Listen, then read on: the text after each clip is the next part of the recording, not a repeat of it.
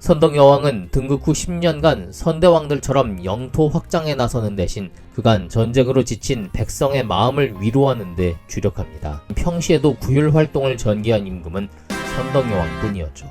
순수하게 백성을 생각한 겁니다. 피폐해진 민생을 돌보면서 백성들의 마음도 서서히 열리기 시작합니다. 윤충을 보내 대야성을 공격해 함락시킵니다. 신라는 절대 가만히 있을 수 없습니다. 하지만 당시 군사력으론 반격이 쉽지 않았던 것 같습니다.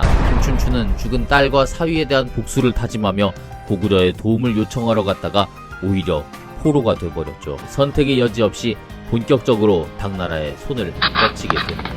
당태종은 도움을 요청하러 온 신라에게 제대로 병력도 안 내주면서 이건 말 같지 않은 소리나 하는 겁니다.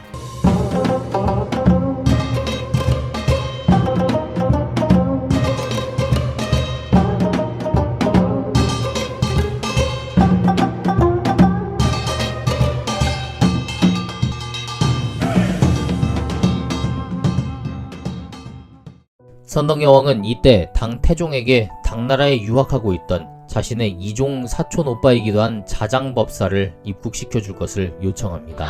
자장법사, 또 자장율사라고 부르는 것도 있습니다. 고구려에서 간신히 살아 돌아오긴 했습니다만 이제 조정 내에서 이 김춘추와 김유신의 입지는 좁아질 수밖에 없습니다.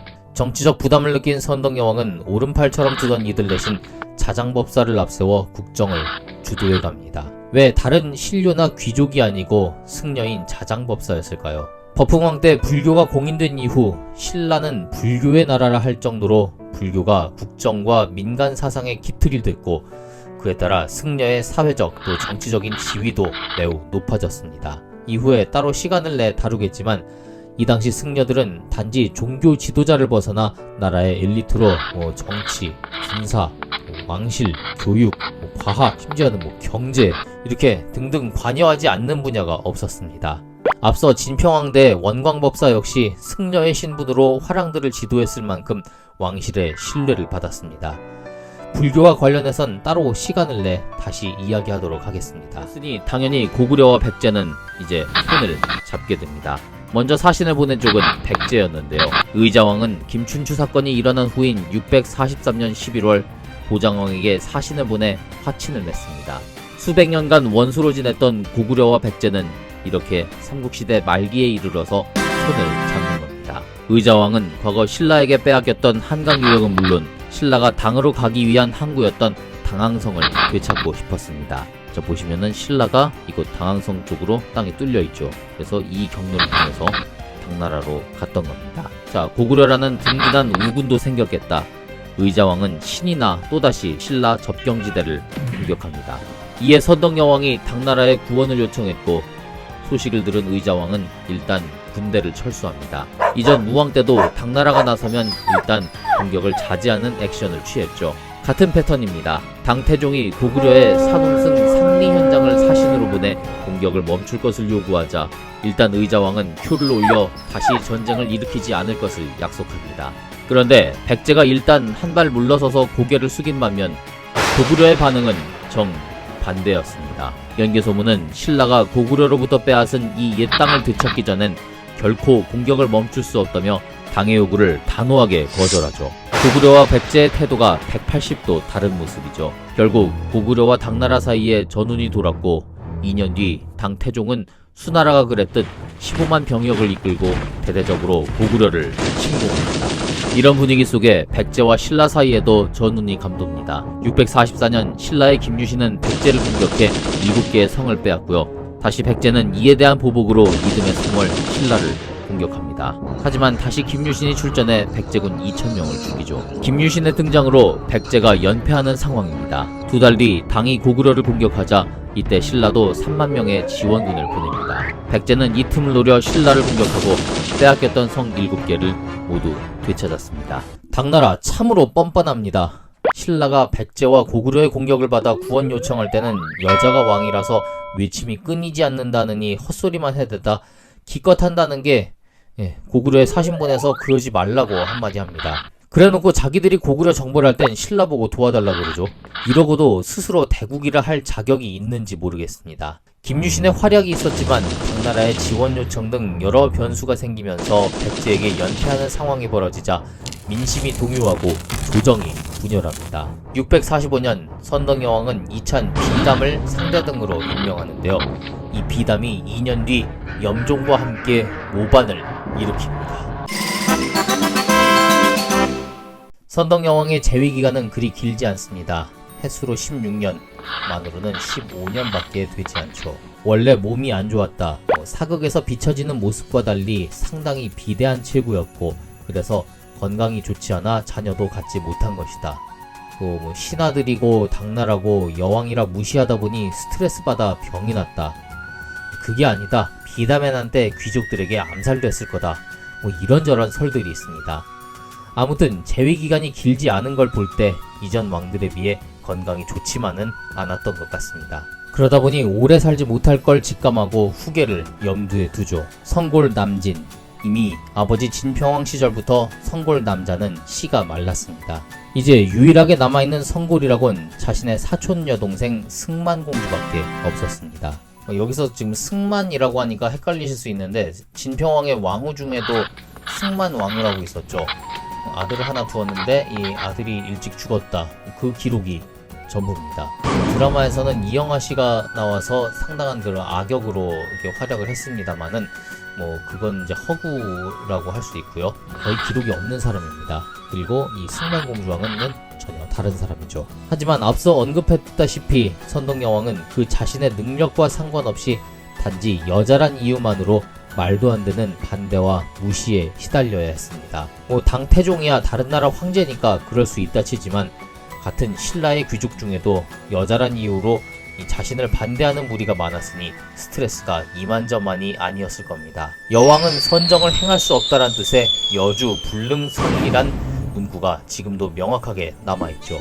이런 현상은 재위 후반기로 갈수록 심해졌는데 고구려 백제의 공격이 잦아지고 또 당과의 군사협조도 잘 되지 않았으며 그 때문에 여왕이 재위 전반기에 추진하던 대민 구휼 사업도 이때는 기록이 전혀 없었습니다. 제대로 레임덕을 맞은 거죠. 이 당시 여주 불능설리를 줄기차게 외치며 반란의 선두에 섰던 자가 바로 상대등 비담이었습니다. 아까 언급을 했었죠. 비담이 어떤 이유로 반란을 일으켰는지 정확히는 알 수 없지만 학자들은 다음 중 하나 또는 여러 명분을 복합적으로 들고 나왔을 것으로 보고 있습니다. 첫째는 선덕여왕 자체에 대한 불만입니다. 선덕여왕의 통치 방식 자체에 대해 불만이 있을 수도 있겠지만 여성이란 이유로 외교적으로 밀린다든지 하는 그런 문제가 있을 수 있고요.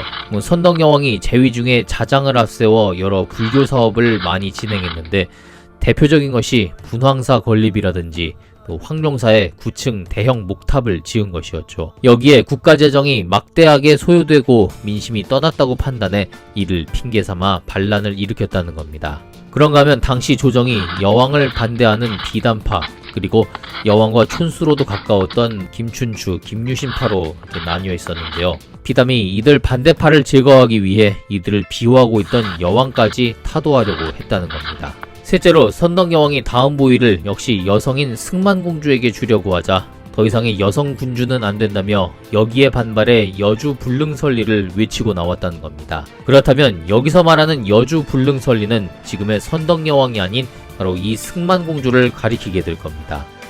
이유야 어찌됐든 비담은 선덕여왕에 의해 상대등으로 세워졌고 2년 만에 반란을 일으킵니다. 상대등이 임명될 땐 엄청난 신뢰를 바탕으로 그 자리에 앉았을 텐데 그 신뢰를 깨고 자신의 세상을 위해 반란을 일으키는 모습을 보니 썩 좋아 보이진 않습니다. 이 당시 비담의 반란군입니다. 반란군은 지금의 경주 보문단지, 이 보문호가 보이는 대충 아마 이쯤에 있었을 것 같아요. 이 명활산성에 진을 치고 있었습니다. 비담의 군대였죠.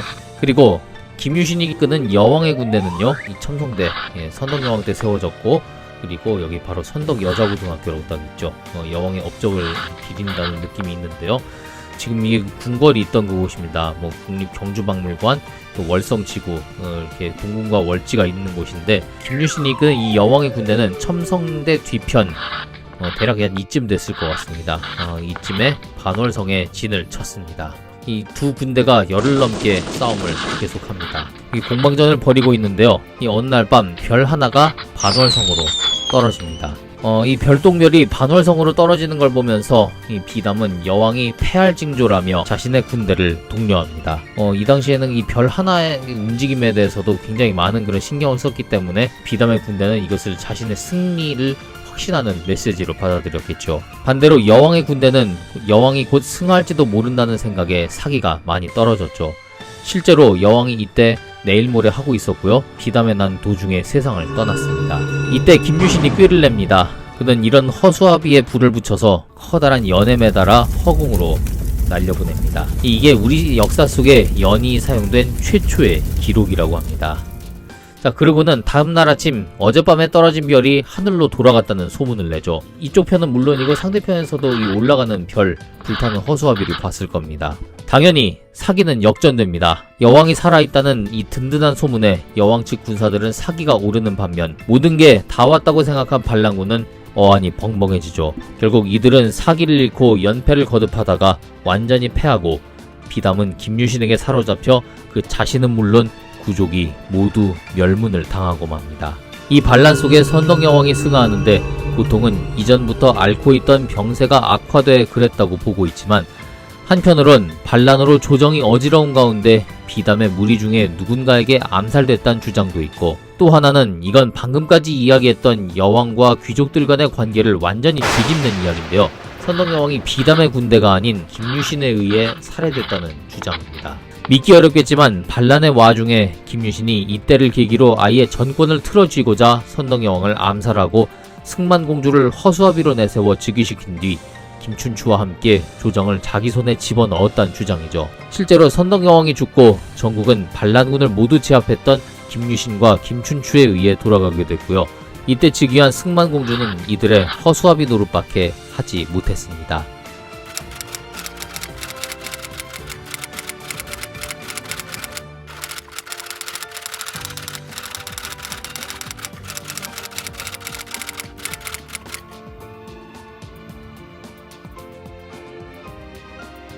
아무튼 선덕여왕은 비담의 난이란 거대한 불길 속에 여러 의문을 남긴 채 15년의 재위를 끝으로 눈을 감고 진평왕 때는 물론 선덕여왕 시절에도 정치의 전면에 나서지 않았던 존재감이 없다고밖에 말할 수 없던 이 승만공주가 다음 보위를 잇게 됩니다.